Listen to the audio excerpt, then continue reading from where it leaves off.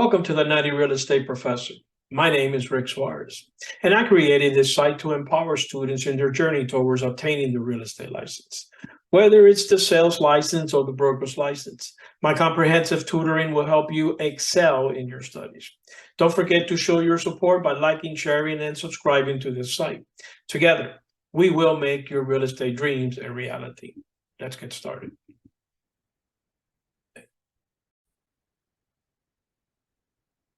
Right, so today's lesson is going to be about math, right? This is only math. We're doing Tract today, and also we're doing builder lots. So we're looking at two different math concepts.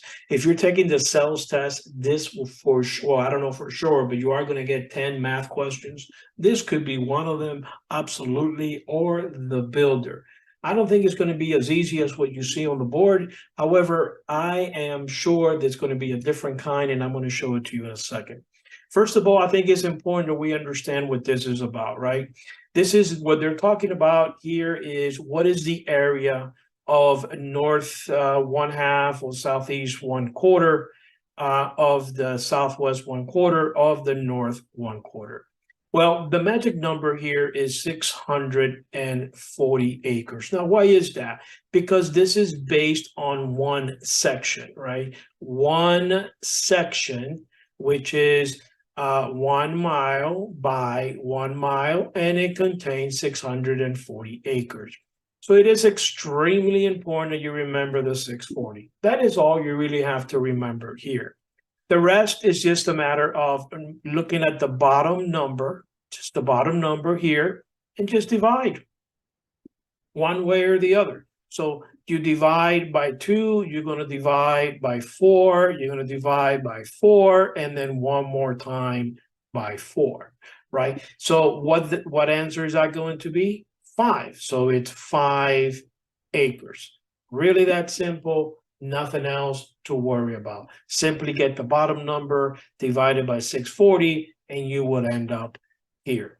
Now let me show it to you clean so you can see it much better. There it is right there. This is the math problem. This is 640 divided by 2, 444, you're 5 acres. Now what about this? What if you get 2 of them at the same time, which is, if you're going to see it on the state test, I would assume they'll make it a little harder. And this may be exactly the one you're looking at. So what if you have an and? So and, what does and mean? Well, it means plus. It means plus. So in this scenario, it says, what is the area of the north quarter, of the southeast quarter, of the southwest quarter, of the northwest, and? So this is the first one first. So we need 640. We're going to divide by 4, divide by 4, divide by 4, and divide by 4. So 1, 2, 3, 4, 1, 2, just make sure, 1, 2, 3, and 4. And once we finish that, that's going to give us 2.5 acres. Now we have an and, so and means what? Plus. So we start all over. 640, there I did the same error twice. Divide by 4, divide by 2, divide by 4. And this is going to give you 20 acres. And if they're saying and, they want a total. So this becomes 22.5 acres, and this becomes your answer. The key is right here, and plus. Be careful with that, because if you're going to see this on the state test, I would assume you'll see it like this rather than the first one. Let me show it to you clean so you can see it better. There it is right there. This is the solution. There it is, 640 divided by 4 equals 2.5. And don't forget, and means plus. There it is, divided by 2, divided by 4, divided by 4, 2 and 4 equals 20 acres, 22.5. The next math problems we're going to look at is called builder lots. So how much space does the builder have either to build, or how much space does he have left over in order for him to put a pool, or what the necessary requirements are? So in this math problem, it says, what is the width of the property if it has 600-foot length along the highway and covers an area of 15 acres. So this is all they're telling us. That they're telling us that it's 600 feet here, and they want to know what this is. We don't know. We do know that this is 15 acres, correct? So we know it's 15 acres. Now, we need to convert everything into feet. So the first thing we need to do is we need to multiply 15 times 43,560. And that's going to give you 653,400. And then all you simply need to do is divide by the 600, which is the number that's missing, and your answer is going to be 1,089. So that's it. This number here is 1,089, and if you were to multiply it the other way around, 1,089 times 600, that's going to give you 653,400. And if you were to divide it by 43,560, you would end up with the 15 acres, which is here. This is a good way to check your math problem. Another way of doing it is like this. You have the answers, right? A, B, C, and D. And whatever these answers are, whatever it is, all you need to do is plug them in, right? Just plug them in. Just plug them in. Just plug in, replace one by one by one by one until you hit the 50. There's two ways of doing it. It's up to you. I prefer the easy way, which is this. Anytime you have a missing component, you simply divide. All right, let's go see it nice and clean so you can see it better. There it is, right? Here's your 15 acres. You multiply that times 1 acre, which is 43,560. You get 653,400 divided by the 600. Then you have 1,089. Now let's complicate it a little more. What about if we have this more space to work with? So what do we have here? We have the developer is developing a property that's measuring 400 feet by 800 feet. Each individual lot will have a dimension approximately 60 by 100. So let's take that to the side and let's figure that guy out. Well, that sounds like 6,000 to me. Yes, it is. So now we have 6,000 square feet of lots. This is each lot is going to be this size. All right, so then we have setbacks. Requirements are going to be 20,000 square feet. And what are setbacks? Well, setbacks, it could be for anything. You got to have the house off the fence by so many feet. You're going to need setbacks for the roads. You're going to need setbacks for the sidewalk. You just need setbacks. You just can't build one house next to each other. So it has to be uniform and in conformity. So it kind of looks like this. Just so you can have a picture of it. This is what we're looking at, right? This becomes, what was it? 400 by 600. Now we have setbacks, right? Let's look at the pool. The pool is 60 by 80. So somewhere here you have a pool. Then you have a clubhouse. Let's say the clubhouse was built here.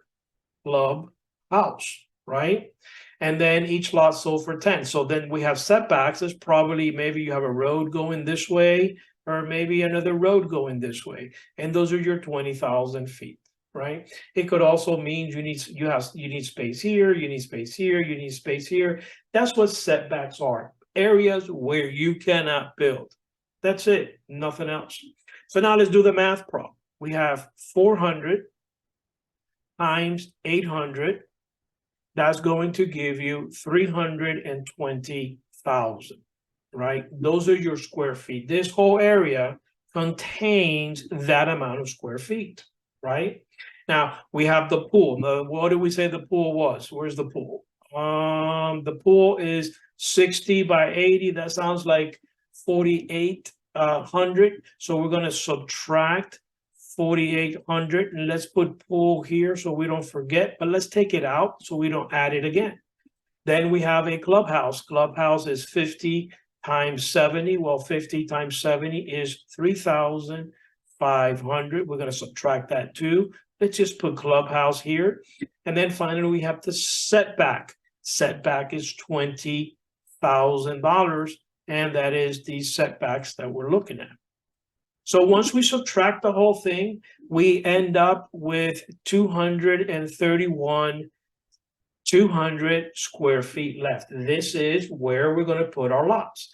But we need to divide this by 6,000 because the math problem said what will be the total amount earned by the builder, right? So we divide that by 600, we're going to get 38 lots, but we're not done, right? Because each lot is sold by $10,000 each. We have 38 lots. When you multiply it, the builder is going to make $380,000. First, we needed to figure out the lots. Then we need to just multiply times what each lot is going to be sold. And that gives him $380,000. That will be his profit, or that's his gross profit. And that ends this math problem. Let me show it to you clean so you can see this much better than this. And there it is right there. There is the dimensions, right? This is your the 400 times 8, 320 square feet. The pool, 4,800. The clubhouse is 35. Your setbacks is 20,000. When you add it all together, you get 231,200. You divide it by the 6,000, which is the lots, and you get 38 lots. Then you multiply the lots times 10,000, which is going to be the sellable amount, and looking at a gross profit of 380,000. All right, let's go to the next one. So I showed you one. This is two. I'm going to show you one more, and these are just different ways of looking at builder lots. So here we have, it says a developer is partitioning 25-acre property into lots with dimensions of 60 times 80. Each lot has a perimeter of 280. So this is just a throwaway. Let's get rid of this right now. And will be sold at $12,000. The developer has allocated 250,000 square feet for the necessary streets and sidewalks. So right there, they're including the pool, the clubhouse, the tennis court, anything else that they may have, the roads and everything else. So they're giving us one number. But here's the question, right? What is the maximum number of lots that can be sold? Here you have to be careful because they also gave you the amount for the lots to be sold. Now, why is that you need to be careful? Because one of the answers will have the value of the lots. In other words, however many lots we can make, that's really the answer.